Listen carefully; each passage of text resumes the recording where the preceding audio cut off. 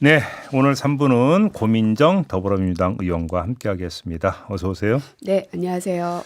어제 심야의총이 있었죠. 네, 그 최상목 대행제 처리 문제 때문에 보도를 보니까 지도부에 위임했다 이런 얘기가 있던데 맞습니까? 네. 그러니까 그 이제 최상목을 탄핵하느냐 마느냐에 대한 의총이 벌써 이제 여러 차례 열렸거든요. 근데 이제 어제도 결론은 내리지 못하고 끝났고 이제 지도부에게 모든 판단을 이제 위임하는 것으로 마무리가 됐습니다. 그러니까 그만큼 지금 어떻게 판단하는 것이 맞는가에 대한 이제 경론이 좀 있는 상황입니다. 거기다 이제 뭐 상황 변수가 이제 윤석열 대통령 탄핵 심판 선고도 있고 네. 한덕수 총리 또 선고도 있으니까 네, 연결해서 안 볼 수가 없죠. 그런 점에서. 아무래도 그런 것들을 판단하는 것 같은데, 근데 그렇다 하더라도 그냥 저 개인적 생각은 최상목 탄핵은 그러니까 우리가 지금 하고 있는 싸움이 헌정을 수호하자는 싸움이잖아요. 그냥 윤석열을 끌어내리자의 싸움을 전 넘어섰다고 생각하거든요. 네, 네, 네.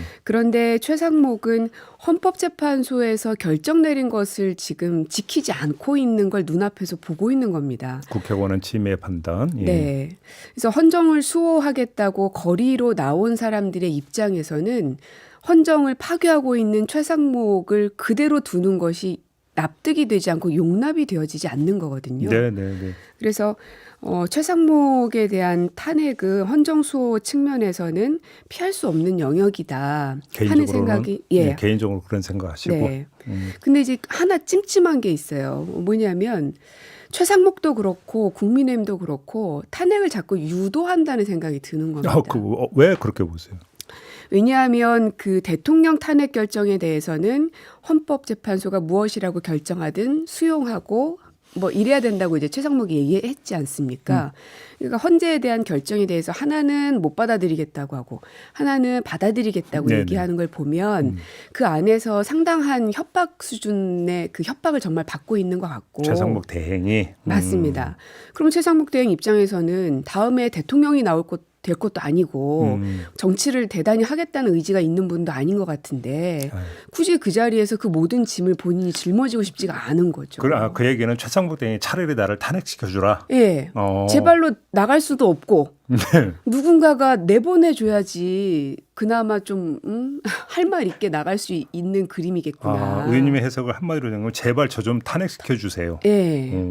그게 영찜찜한 거예요. 그럼 거기에 꼭 원하는 대로 또 해줘 버리는 거는 또 아마 이제 그런 고민들이 이제 민주당 안에서도 있고 지도부에도 있는 것 같은데 예.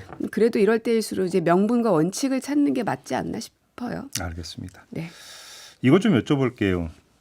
그 김건희 여사가 예. 총 갖고 다니면 뭐하냐 그런 거 막으라고 가지고 다니는 건데 라고 말했고 일단 이거부터 한번 평을 좀 해주세요. 어떻게 생각하십니까? 저는 어제 그 얘기를 들었던 그 순간에 그 종이관 네, 저희 잡아가지고 종이관에 묻어버리겠다는 이제 말인 건데 그게 같이 이제 오버랩 되면서 그냥 이게 웃어 넘길 일이 아니다. 그냥 뉴스에서 한번 속보로 우리가 보고 넘길 일이 아니라고 생각이 들고 굉장히 위험한 시그널이라고 저는 판단하고 있고요.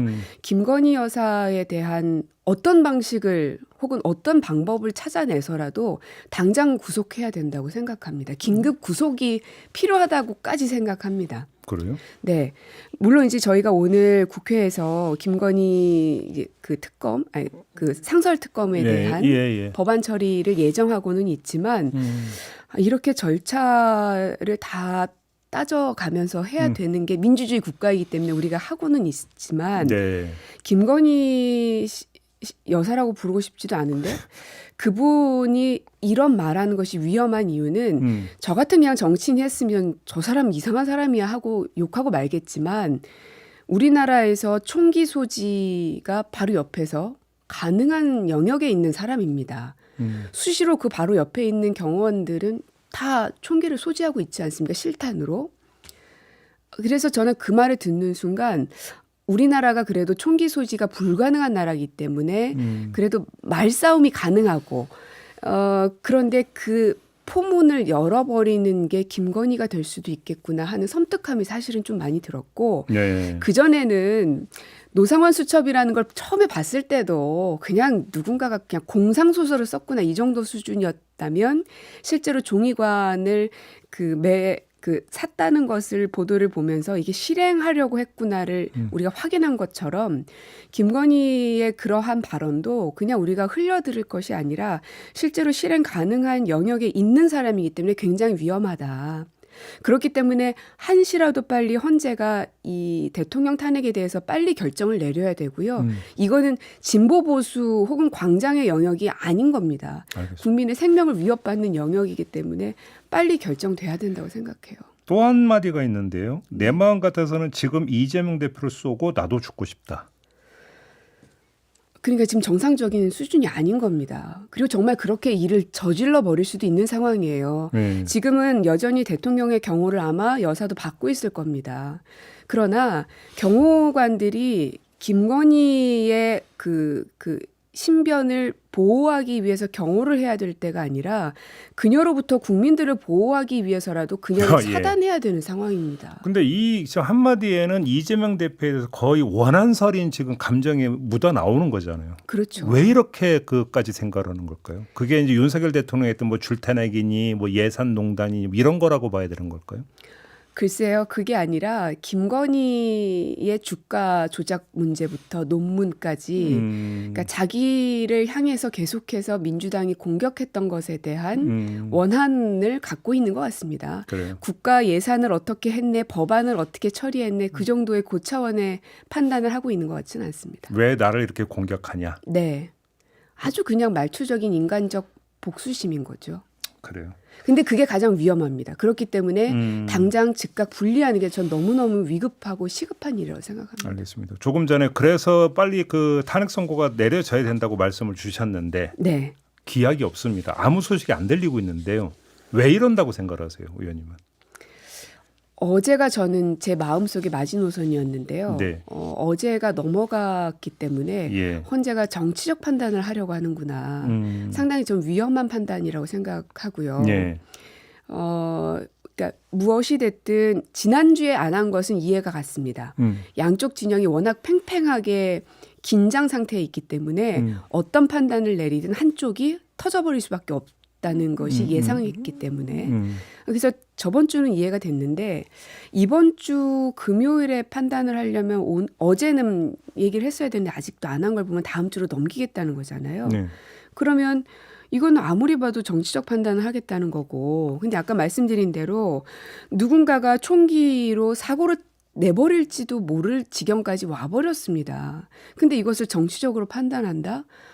저는 너무나 위험한 생각을 하고 계신다고 느껴집니다. 예를 들어서 나경원 의원 같은 경우는 이재명 대표의 공직선거법 위반 사건 2심 선고가 26일인데 네. 그 뒤에 탄핵 선고를 해야 된다고 주장을 하잖아요. 네. 이런 목소리는 어떻게 평가를 하세요? 그거야말로 정치 판결하라는 거죠. 그러니까 헌법재판소를 법과 원칙에 따라서 중립적 가치에 오롯이 두는 것이 아니라 정치적으로 이쪽으로 땡기고 저쪽으로 땡기겠다는 의도를 너무나 뻔뻔하게 얘기하는 거죠. 그렇게 보시는 거고요. 네. 아무튼 언제가 되든지 하여간 선고는 내려질 거 아닙니까? 네. 그다음에 의원님은 탄핵 인용이라고 지금 보시는 거잖아요. 그렇죠. 그런데 그러면 그 다음에 거리에서 어떤 일이 벌어질 거라고 예상을 하세요?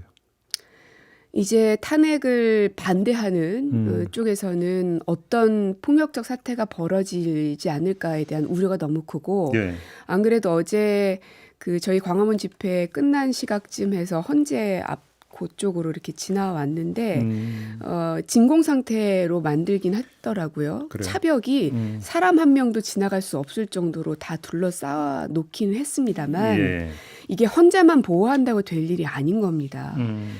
이번 주를 넘기게 되면 이쪽이든 저쪽이든 이번 주 안에 하면 지금은 많이 김도 빠졌고 지쳐 있기도 하기 때문에 저는 그 폭발의 정도가 그래도 예측 가능한 수준 안에 머물러 있을 텐데 다음 주로 넘어가게 되면 이쪽이든 저쪽이든 양쪽 다 폭발할 거라고 생각합니다. 그래서 더 큰 시한폭탄을 지금 현재 헌재가 아쉽게도 만들고 있는 중이다. 그리고 헌재만 보호할 게 아니라 곳곳에서 식당에서 술집에서 어느 곳에서 그 사고가 터질지 모를 그 지경으로 치닫게 될 것이다. 이걸 너무 뻔히 보임에도 불구하고 왜 헌법재판소가 이렇게 정치적으로 판단하려고 하는지가 너무 좀 안타깝고 답답합니다. 그래요. 이게 이제 그 조금 전에 이제 이게 늦춰질수록 정치 그 판단이 스며든다라고 사람들이 생각하게 돼 있다라는 말씀을 주셨는데 바로 그 같은 맥락에서의 말씀이시네요. 이거는 선고가 내려지면 자신이 원하는 선고 내용이 안 나오면 아 이건 그래서 그러니까 정치적으로 지금 이렇게 해버린 거다라고 이렇게 간주를 하고 거세게 나설 가능성이 높다. 헌재가 자초하는 측면이 있다. 이런 말씀이신가요? 네. 그래요. 그런데 뭐 헌재는 대답이 없으니까. 그래도 오늘까지 또 기다려 보겠습니다. 윤석열 대통령은 석방된 후에 지금 메시지를 안 내놓고 있습니다. 네. 그건 어떻게 평가하세요? 그리고 왜 그러고 있다고 생각을 하세요? 어쨌든 마지막까지 본인의 내용이 기각 혹은 각하가 되기를 바라는 그런 마음이겠죠. 그리고 이번에 탄핵이 되고 그다음에 내란죄에 대한 수사가 본격화되기 시작하면 무기징역 아니면 사형이지 않습니까? 내란죄는. 네네네. 그냥 파렴치한 어떤 다른 범죄가 아니란 말입니다. 그러니까 죽기 아니면 살기밖에는 없는 것이고 자칫 자신의 말 한마디로 불리한 상황으로 갈 수 있다는 판단을 한 것 같고요. 네. 근데 저는 이제 최근 뉴스들을 보면은 그 자기 부하들을 보호하려는 군 장성들 막 인터뷰 나오고 그러지 않습니까? 보면서 야 국군 통수권자는 자기 한 목숨 살자고 모든 사람들을 다 이 늪으로 집어넣고 있는 형국인데 정작 저 장성들은 자기가 죽을 걸 뻔히 알면서도 밑에 부하들 살리겠다고 저러는구나. 그래서 우리는 도대체 왜 대한민국은 저런 사람을 대통령으로 선택했을까 하는 생각이 더 많이 들면서 지금 그 안에 한남동에 숨어 있는 모습이 되게 추해 보인다 하는 생각밖에 안 듭니다. 그러니까 지금 이제 메시지를 안 내고 자제를 하고 있는 것은 헌재 선고를 기대하고 있기 때문이다라고 하는데 선고가 언젠가는 내려질 거 아닙니까? 그리고 만약에 선고가 탄핵 인용이 되면 대통령직을 잃게 되는데 그때도 이런 모드가 유지가 될 거라고 보세요? 끝까지 극우를 선동해서라도 본인이 원하는 대통령 후보를 선출하게끔 만들겠죠. 그러니까 경선에 개입할 것이다. 그렇죠. 왜냐하면 지금은 구속된 상태가 아니기 때문에 탄핵에 인용된다 하더라도 자유의 몸으로 밖에 나와서 마이크를 잡을 수는 있겠죠. 광장에 나갈 거라고 보세요? 전 나간다고 봅니다. 그래요? 네. 그렇게 되면 난처한 거는 국민의힘일 테지만 예. 이미 국민의힘의 60명의 의원들이 자초한 것 아닙니까? 극우와 손잡아 주십시오 하고 무릎 꿇고 대통령에게 호소하셨던 분들이기 때문에 극우 세력과 윤석열 대통령이 손을 잡는 순간 그 폭탄은 국민의힘이 오롯이 받으셔야 되겠죠. 조금 전에 이제 그 김건희 상설특검법 말씀하셨잖아요. 네. 지금 예정대로는 오늘 본회의에서 처리가 되는 거 아닙니까? 예. 그럼 이건 거부권 행사를 못 해요. 자, 그러면 때문에, 문제는 근데 최성구 땡이 또 그 특검을 임명을 안 할 수는 있잖아요. 그럴 수는 있겠죠. 그럼 어떻게 해요, 그때는 또? 이게 대통령의 임기는 지금 째깍째깍 시계초가 계속 흘러가고 있는 거기 때문에 그리고 탄핵이 인용될 거라는 확신이 저는 있어서 김건희에 대한 수사는 시간 문제다. 그리고 그 허수아비 대통령인 윤석열은 정치적 심판을 지금 받고 있는 거고요. 김건희 대통령이었죠, 결국은. 사법적 심판을 받아야 마땅하다라고 생각을 하고요. 그거에 대해서는 여든 야든 진보든 보수든 그거는 모두가 전 동의하는 대목이라고 생각해요. 지역에서 느끼는 감정이 그렇습니다. 이 김건희라는 사람에 대한 죄를 얘기하면 국민의힘을 지지하는 사람이든 보수든 다들 고개를 절레절레 흔들어요. 보수도 그런다? 네. 피해갈 수 없을 것이다? 맞습니다. 수사와 처벌을 피해갈 수 없다. 그러나 아까 제가 애초에 말씀드렸던 것처럼 수사까지 갈 것도 없이 지금 당장 인신을 구속할 수 있는 방법이 뭐가 있나 제가 당장 가서 법존이라도 찾아봐야 될 것 같아요. 너무 그 총기에 대한 발언이 저는 너무나 충격적인 발언이고 그냥 흘려들어서는 안 되는 얘기라고 생각하기 때문에 그렇습니다. 그러니까 이제 김건희 상설특검법이 통과가 되면 최성목 대행이 당장 임명을 하지 않더라도 언제라도 임명할 수 있다. 그 뒤라도. 네, 이런 말씀이신 거네요. 그렇죠. 알겠습니다. 이상하게 또 의원님을 모시면 그 인권위 관련 이슈가 꼭 하나씩 나옵니다. 그래서 네. 꼭 질문을 드리게 되는데 이번에도 나온 게 그 국가인권위원회 김용원 상임위원. 그러니까 군 인권보호관을 지금 겸하고 있잖아요. 네.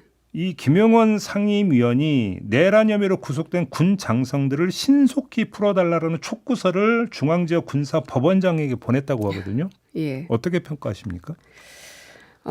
이분도 김건희 씨와 함께 손잡고 감옥으로 가셔야 되는 분이라고 저는 확신하는데요.